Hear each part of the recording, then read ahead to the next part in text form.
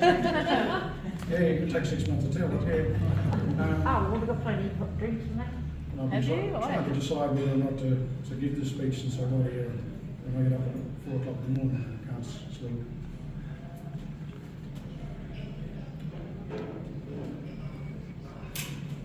Well, here we all are, and for those that don't know me, my name's Len. Congratulations, Glenn. For those that might have forgotten. Anyway, 5 minutes ago I was 17, now I'm 70, and I don't know where it's gone.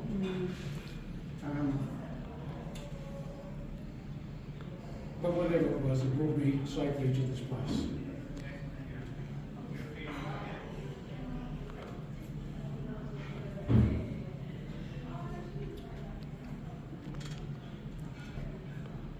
Don't tell us you're moving out of the state, for Christ's sake.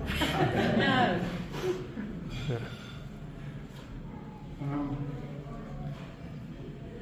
But I'm very pleased to welcome you all here, and although not all my family and friends, It's all right.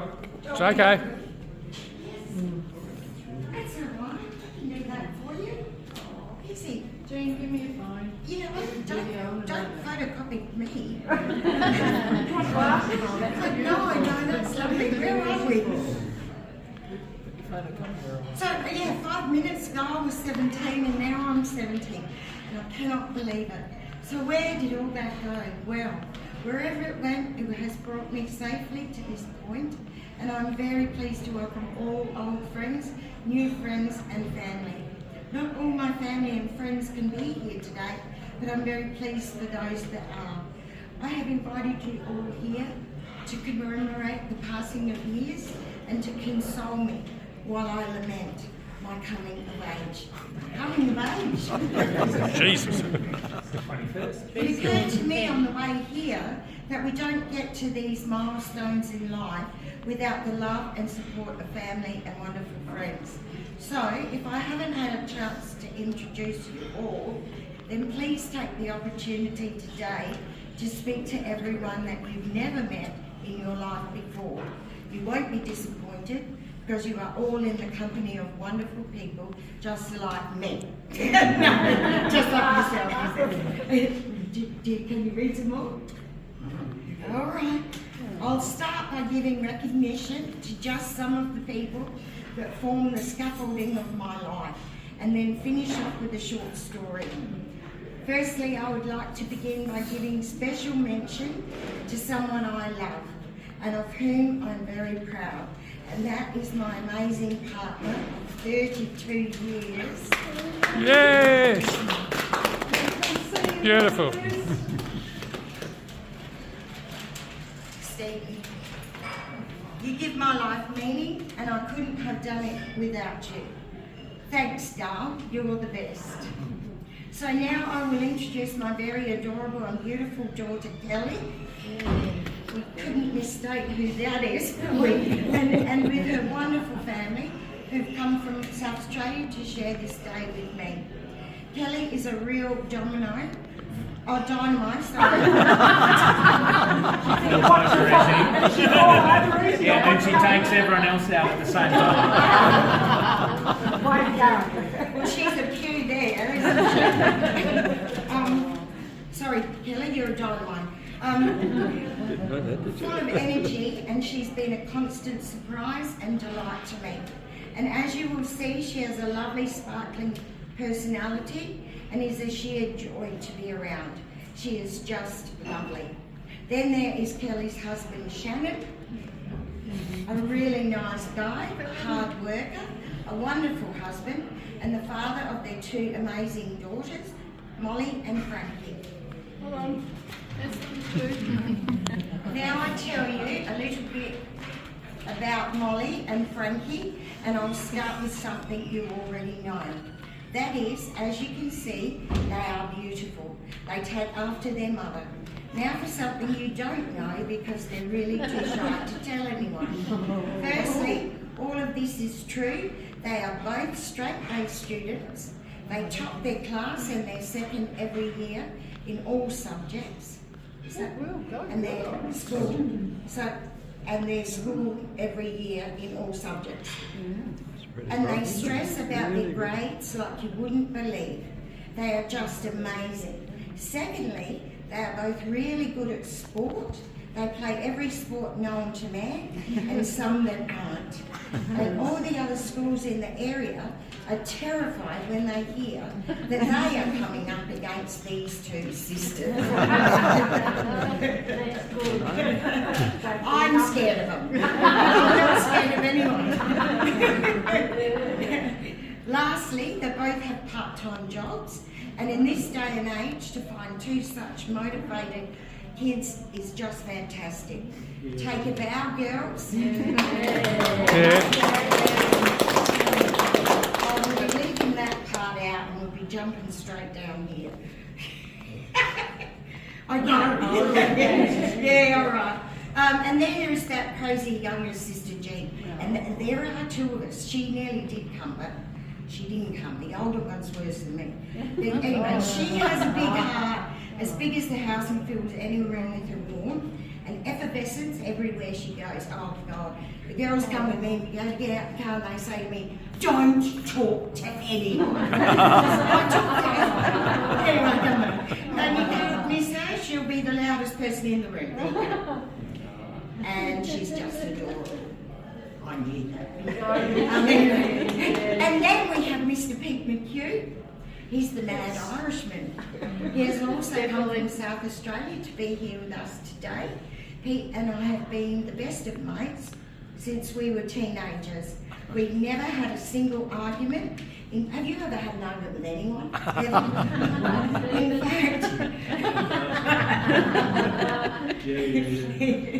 In fact, he's kept me laughing for almost 60 years. Pete is one of the finest, most genuine people you'll ever meet, and he has been like the Rock of Gibraltar to me, and the sort of friend that will always be there for you, no matter what. So thanks, Pete. Then there are the 4 people that were instrumental in us deciding to make Tasmania our home. That's Terry and Kevin Appleby, and over here, Michelle and Robert Frankham. Thank you, guys.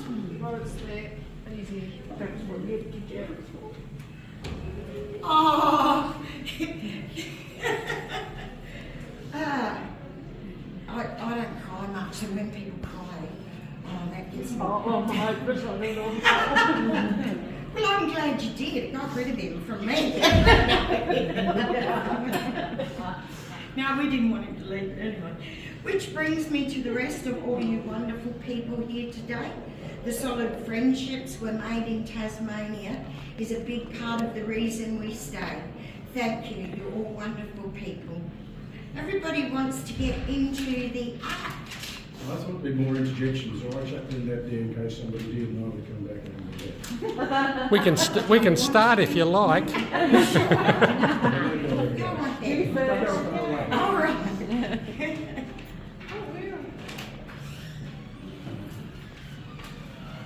Got me over the hump.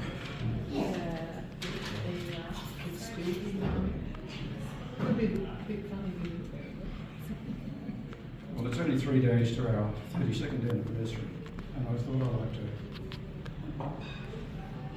share an event with you that really brought the whole thing undone.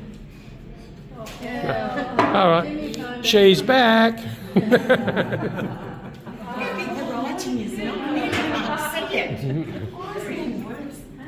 Now to my story. Go back a bit, Fine Street, High Street. Yes? That's As it's only 3 days until our 32nd anniversary, I thought I'd like to share an event with you that happened early on in our relationship and nearly brought the whole thing undone. Have you read Ooh, this? gossip. This gets juicy, doesn't it? I hope there's more to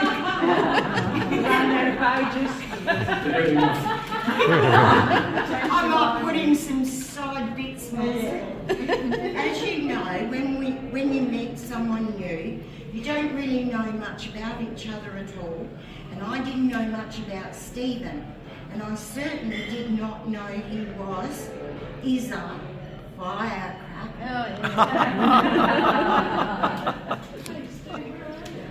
I'm loving this. He's the one blushing in the background. I had only known Stephen about 3 weeks when he invited me around to his apartment for lunch on a Sunday. He said, "Come around on a Sunday for lunch and I'll cook you something. What do you like?" I said, "Oh wow, thanks. That would be great. I tell you what I'd like. I'll bring a leg of lamb." Well, I mean, what could possibly go wrong with that? Well, mistake number 1. When I arrived at the appointed time, the table was set, cutlery, glasses, everything, and to top it off, Kylie was doing the locomotion. Yes, in the corner, and it was perfect. Stephen put the leg of lamb in a roasting tray, surrounded by a melody of fresh winter vegetables, pumpkin, parsnip, diced potatoes. I poured the wine. Mistake number 2. Things were going along just great. He put the final touches to the tray and placed it gently in the oven and closed the door. And now for mistake number 3. He set the temperature. Well, another couple of glasses of wine, laughing and joking, continued for a while, and then descended into conversation, descended into discussion, descended into debate. They're still doing it. Descended into an argument, and then mistake number 4 exploded into a full-blown riot. Guys. Well, you know how to fix it because you're still together. I mean, most people just said, "Blow you, I ain't coming back." Anyway, you go on with it. At this point, he'd had enough and told me to get out. And other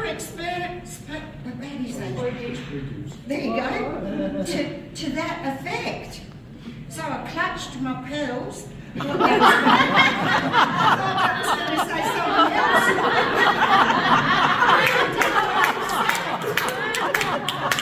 Never heard him called that before. You've trained these two to accept the worst. I clutched my pearls and fled to the door. Almost. Because at this point, I had a light bulb moment. Mistake number 5.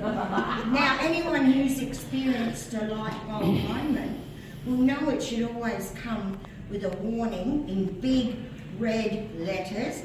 Proceed with caution. God.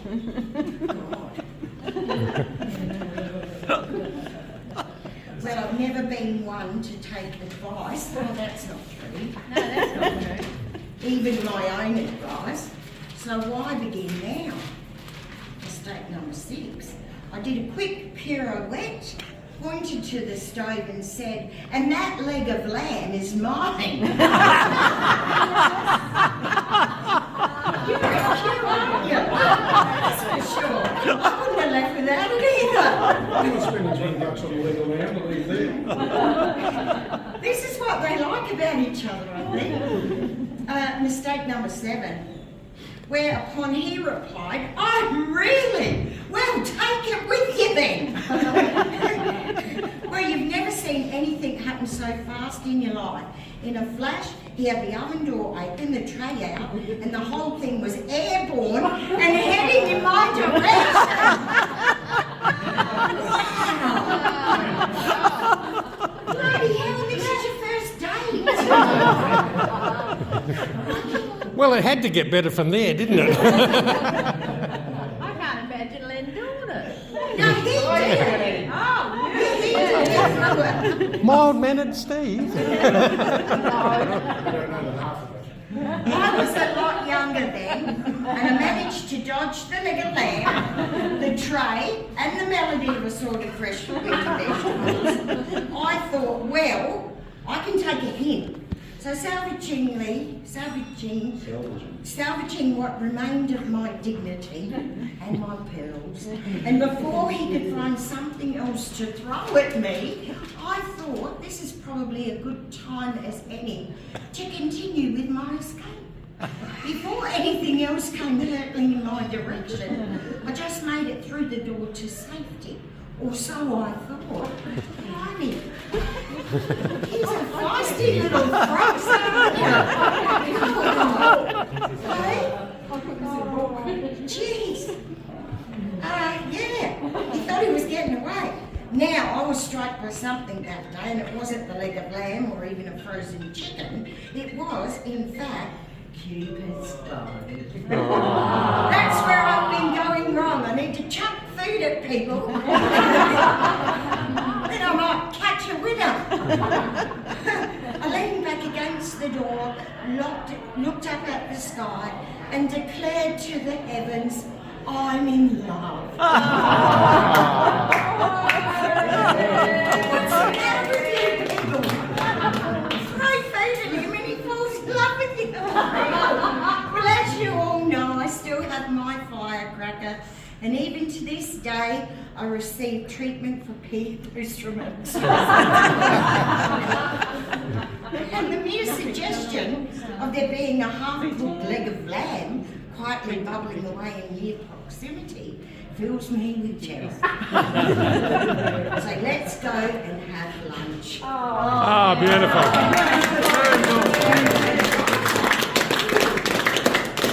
Throw food at your brother. Let's all throw food at him.